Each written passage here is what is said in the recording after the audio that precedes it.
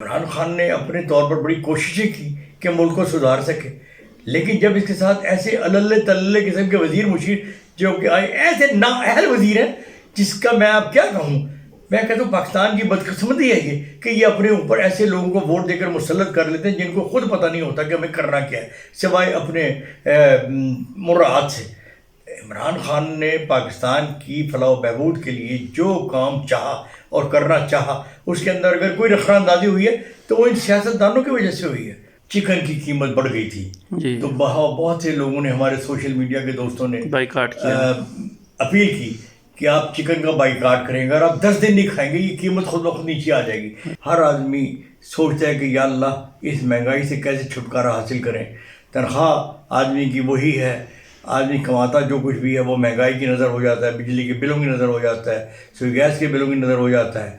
اور لوگ سوچتے ہیں کہ یار جو ہم کماتے ہیں وہی ہم مہنگائی کی نظر کرتے ہیں، لیکن پھر بھی پورا نہیں ہوتا اور لوگ مقروض ہو جاتے ہیں۔ جب لوگ مقروض ہوتے ہیں پھر ان کا جو حشر ہوتا ہے، مانگنے والوں کا، قرض کے تقاضا کرنے والوں کا، اللہ معافی دے۔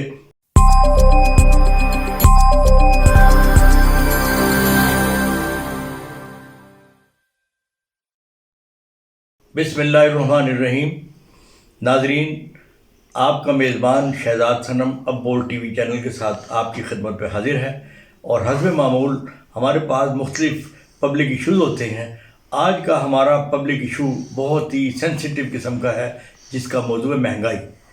ہر آدمی آج کل خاص طور پر ہمارے معاشرے میں، پاکستان میں مہنگائی سر چڑھ کر بول رہی ہے۔ ہر آدمی مہنگائی سے تنگ آیا ہوا ہے۔ ہر آدمی سوچتا ہے کہ یا اللہ اس مہنگائی سے کیسے چھٹکارا حاصل کریں۔ تنخواہ آدمی کی وہی ہے، آدمی کماتا جو کچھ بھی ہے وہ مہنگائی کی نظر ہو جاتا ہے، بجلی کے بلوں کی نظر ہو جاتا ہے، سوئی گیس کے بلوں کی نظر ہو جاتا ہے۔ اور لوگ سوچتے ہیں کہ یار جو ہم کماتے ہیں وہی ہم مہنگائی کی نظر کرتے ہیں، لیکن پھر بھی پورا نہیں ہوتا اور لوگ مقروض ہو جاتے ہیں۔ جب لوگ مقروض ہوتے ہیں پھر ان کا جو حشر ہوتا ہے، مانگنے والوں کا، قرض کے تقاضا کرنے والوں کا، اللہ معافی دے، کہ وہ ان کا بہت ہی برا حال ہوتا ہے۔ اور یہ مہنگائی کی وجہ کیا ہے؟ مہنگائی کی وجوہات بہت سی ہو سکتی ہیں، لیکن اس پر قابو ضرور پائے جا سکتے ہیں۔ ہمارے یہاں مہنگائی کا جو ایشو ہے وہ تو یہ ہے کہ آج ایک چیز کسی اور دام پر بک رہی ہے، جب آپ اگلے دن جائیں گے وہی چیز اس سے دگنے دام پر ملے گی، تیسرے دن اس کا دام کچھ اور ہوگا، اور چوتھے دن وہ چیز ہی بازار سے غائب ہو چکی ہوگی۔ یہ تو ہمارا حال ہے۔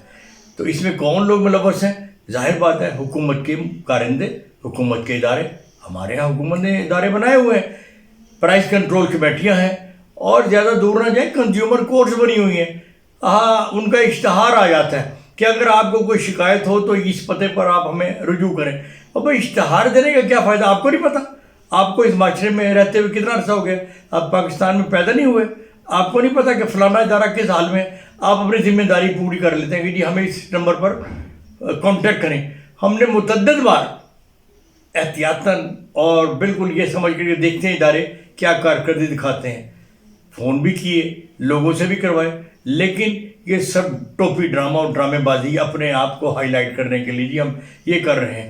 آج اگر چیک اینڈ بیلنس کا معاملہ ہو جائے نا تو یہ سیدھے ہو جائیں۔ اب پرائز کنٹرول کمیٹیاں ہماری موجود ہیں، وہ اپنی فوٹو، پرائز کنٹرول کمیٹی کا ممبر اپنی فوٹو لگا کر تو خوش ہو جائے گا، اور گورنمنٹ نے اس کو کیا اختیارات دیے ہیں اسے خود نہیں پتہ، اور گورنمنٹ نے اس کو کیا اختیارات دینے ہیں گورنمنٹ کو خود نہیں پتہ۔ یہ ایک عجیب ڈرامہ ہے۔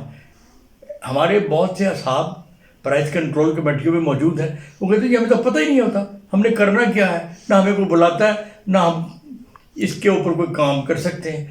ان تمام چیزوں کی ذمہ داری ضلعی انتظامیہ پر ہوتی ہے۔ ضلعی انتظامیہ کے لوگ خود ملوث ہوتے ہیں، وہ لوگوں سے ساز باز کر کے جاتے ہی نہیں کنٹرول کرنے کے لیے۔ اس کے علاوہ مہنگائی کے تو چھوٹے تجاوزات کو لے لیں آپ، راجہ بازار میں چلے جائیں، راول پنڈی میں، باڑے میں چلے جائیں، جس سڑک پر جائیں وہاں پر دکانداروں نے کیا حرکتیں کی ہوئی ہیں کہ اپنی دکان کے آگے ٹھیلے کرایوں پر دیے ہوئے ہیں۔ اتنی دکانداروں کو آمدنی نہیں ہوتی جتنی ان کے ٹھیلوں کے کرایہ داروں سے ان کو آمدنی ہو جاتی ہے۔ سر یہ نظام کیسے ٹھیک ہوگا؟ مطلب اگر مہنگائی جس طرح آپ کہہ رہے ہیں کہ انتظامیہ خود اس میں ملوث ہوتی ہے، تو یہ تو بہت خطرناک بات ہے، اور یہ سچویشن تو بہت خطرناک ہوتی جائے گی۔ حالات کیسے بہتر ہوں گے؟ لوگ مہنگائی سے بہت تنگ آ چکے ہیں۔ میں آپ کو ایک بات بتاؤں کہ آپ کو پتہ ہے کہ فرانس میں ایک مرتبہ تیل کی قیمتوں میں اضافہ ہوا تھا، ان کی گورنمنٹ دوسرے دن حرکت میں آئی اور جتنے بھی لوگ تھے ملوث اس میں ان کو وہ سزا دی تھی کہ فرانس میں آج تک ان کو یاد رکھا جاتا ہے، کوئی وہاں پر مہنگائی نہیں ہوئی۔ اسی طریقے سے میں آپ کو ایک مثال دیتا ہوں، افغانستان میں سردار داؤد کی حکومت تھی، وہاں پر یہ تندور پر روٹی پکانے والوں کا ایک واقعہ پیش آیا کہ حکومت نے جب دیکھا کہ یہاں اس تندور پر روٹی مہنگی بک رہی ہے، وہاں پر انتظامیہ کے لوگ گئے، انہوں نے پوچھا کہ کیوں بھائی روٹی مہنگی کیوں ہے؟ وہ کوئی خاطر خواہ جواب نہیں دے سکے۔ انہوں نے کیا کیا کہ اس تندور کے مالک کو تندور ہی میں بند کر کے اوپر لیپ کر دیا۔ تو آپ یہ دیکھیں افغانستان میں آج تک روٹی مہنگی نہیں ہے۔ سر وجہ کیا ہے؟ ہم مطلب کس طرف جا رہے ہیں؟ سزا اور جزا کا۔ سزا کون دے گا سر؟ یہاں ہمارے مصیبت تو یہی ہے نا کہ پاکستان کے اندر جو سزا دینے والے ہیں وہ خود کرپٹ لوگ ہیں، انہیں پتہ ہے۔ آئے دن ہم سمجھتے ہیں وہ چینی مافیا ہے، آٹا مافیا ہے، گندم مافیا ہے۔ بھائی یہی لوگ گندم کے خریدار ہیں، یہی لوگ گندم کو بیچتے ہیں، یہی لوگ چینی کو بیچتے ہیں، یہی لوگ اپنی شوگر مل چلاتے ہیں۔ ہم فریاد کریں تو سر ہم ایسا تو نہیں کہہ سکتے کہ یا ایسا کہہ سکتے ہیں کہ پاکستان کی جو مثال ہے اس وقت وہ شہر ناپرسان ہے۔ شہر ناپرسان کی کہانی شاید آپ کو پتہ ہو کہ وہ ایک ایسا شہر تھا جس میں مطلب کوئی پوچھ گچھ نہیں ہوتی تھی، مطلب جو جس کی جی میں جو آئے نا وہ بیچ دیتا ہے، جتنے میں بیچ دیتا ہے، کوئی پوچھنے والا نہیں تھا۔ کوئی پوچھنے والا نہیں۔ یہی تو میں عرض کر رہا ہوں کہ ہمارے عوام میں بھی ایک ایسا شعور ہونا چاہیے۔ ابھی پچھلے دنوں چکن کی قیمت بڑھ گئی تھی جی، تو بہت سے لوگوں نے، ہمارے سوشل میڈیا کے دوستوں نے بائیکاٹ کیا، اپیل کی کہ آپ چکن کا بائیکاٹ کریں گے، اگر آپ 10 دن نہیں کھائیں گے یہ قیمت خود بخود نیچے آ جائے گی۔ تو آپ یہ دیکھیں کچھ لوگوں نے عمل کیا، کہاں گئی وہ چکن کی ہائیسٹ قیمت؟ آ گیا نا بری اوقات پر، آ گیا نا۔ بالکل بالکل۔ تو یہی حال اگر ہم دوسری چیزوں پر رکھیں کہ بھائی جو چیز مہنگی ہو گئی چھوڑ دیں کچھ دنوں کے لیے کھانا، خود لوگوں کو آدمی آ جائیں گے ان کے بیچنے والے، خود ان کو مجبوراً کرنا پڑے گا کہ یار یہ چیز اگر ہم نے نہ نکالی تو یہ خراب ہو جائے گی۔ اس لیے ہمیں مہنگائی پر کنٹرول کرنے کے لیے کچھ اپنے آپ سے بھی سمجھوتا کرنا پڑے گا، اپنے آپ سے بھی سمجھوتا۔ ہمارے یہاں ملاوٹ کا بڑا مسئلہ ہے۔ اب آپ یہ دیکھ لیں مہنگائی کے ساتھ ساتھ اگر دودھ کی مانگ بڑھ گئی ہے تو لوگ اس میں ملاوٹ پانی ڈال کر بیچنا چاہتے ہیں۔ ابھی پچھلے دنوں دودھ کی قیمت دوبارہ بڑھی ہے، 120 سے 130 پہ چلی گئی ہے، کوئی پوچھنے والا نہیں ہے، کوئی بھی پوچھنے والا نہیں۔ وہ پتہ کیا کہتے ہیں، وہ جی بھینسوں کا چارہ مہنگا ہو گیا ہے۔ بھائی بھینسوں کا چارہ مہنگا ہو گیا ہے تو اس بات کو کوئی تسلیم نہیں کرتا۔ اور یہ کھلاتے کیا بھینسوں کو؟ کوئی ان کو یہ رس ملائی کھلاتے ہیں؟ یہ میرے گھر کے آگے جو لان ہے آپ دیکھیں یہاں پر یہ بھینسوں کو چھوڑ دیتے ہیں، بکروں کو چھوڑ دیتے ہیں، وہ جناب مفت کی گھاس واس چرا کر شام کو یہ دودھ دو لیتے ہیں۔ یہ اگر صحیح معنوں میں ان کو چارہ دیں تو بھینسیں بھی دودھ صحیح دیں، زیادہ دیں۔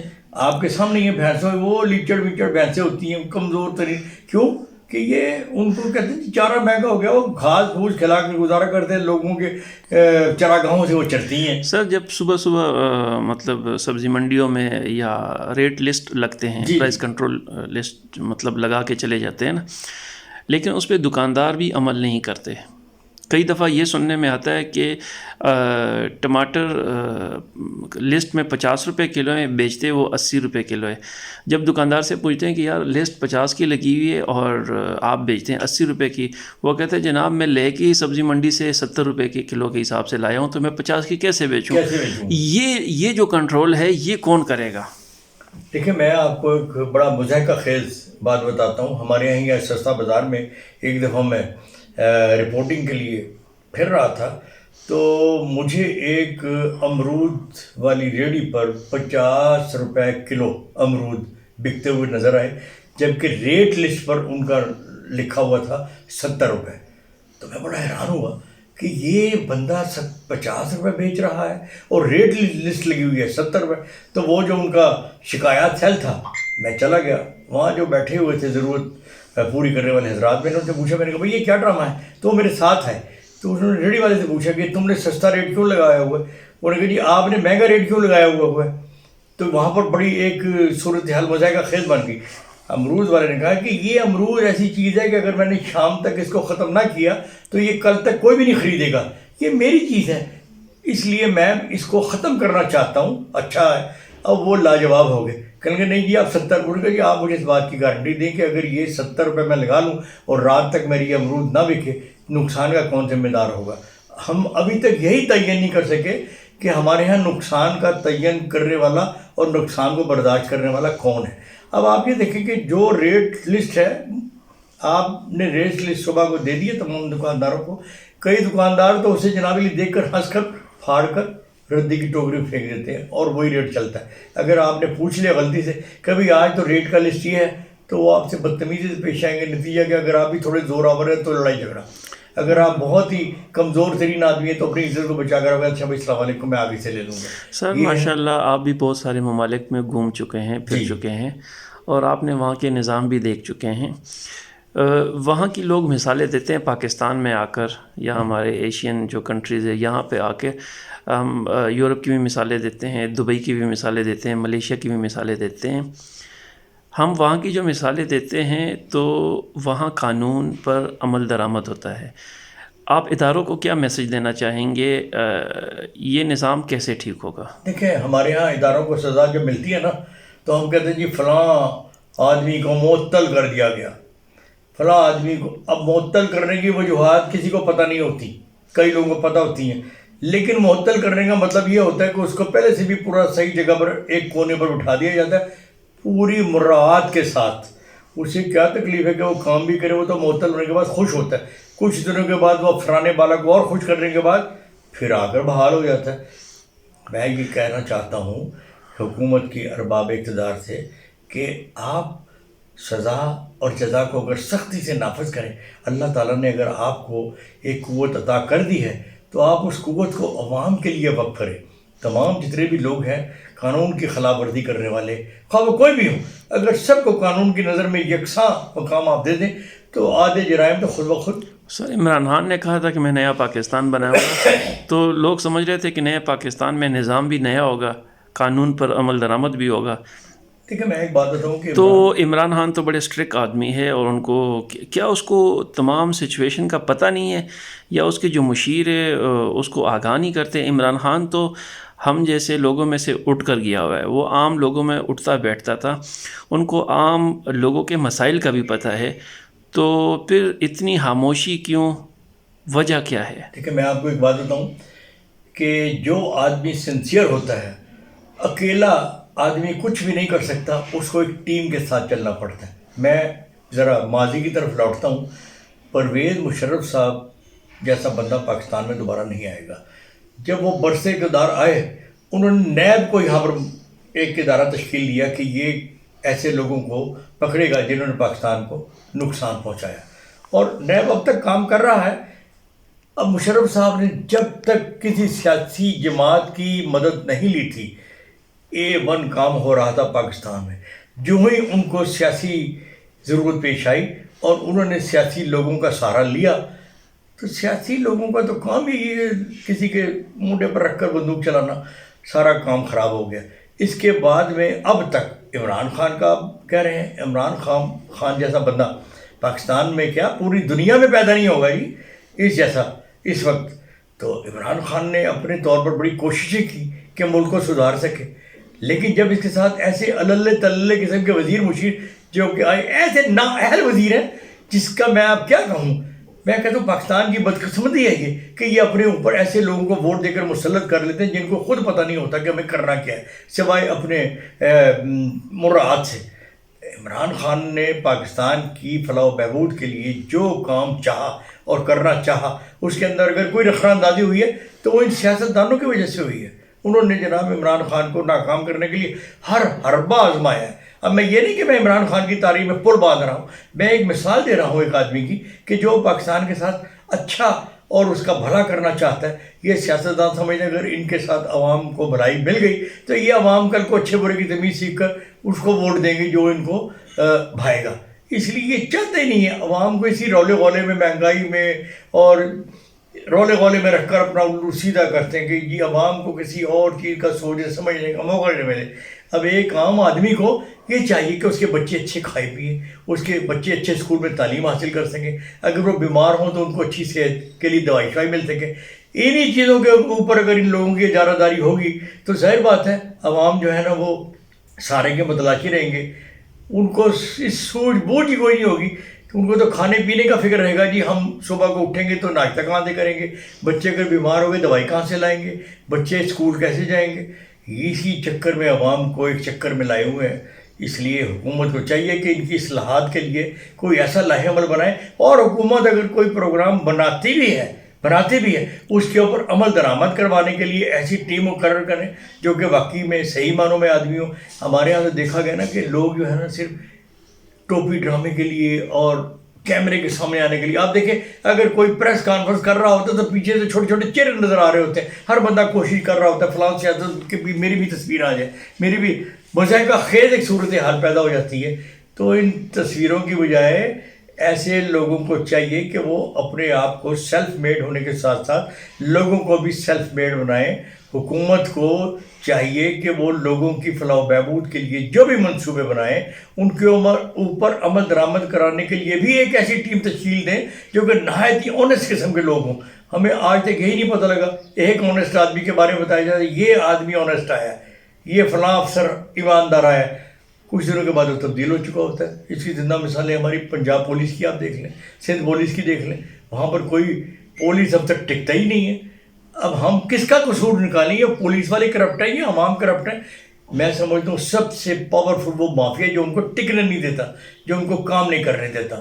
تو ہم اس نتیجے پر پہنچیں جب تک سزا اور جزا کا عمل سخت نہیں ہوگا حکمران اللہ تعالیٰ کو حاضر و ناظر جان کر یہ عہد نہیں کرتے کہ ہم اس ملک میں ترقی لائیں گے اور ایسے لوگوں کا کلا کما کریں گے جو کہ عوام کو دونوں ہاتھوں سے لوٹتے ہیں, تو پاکستان ترقی نہیں کر سکتا.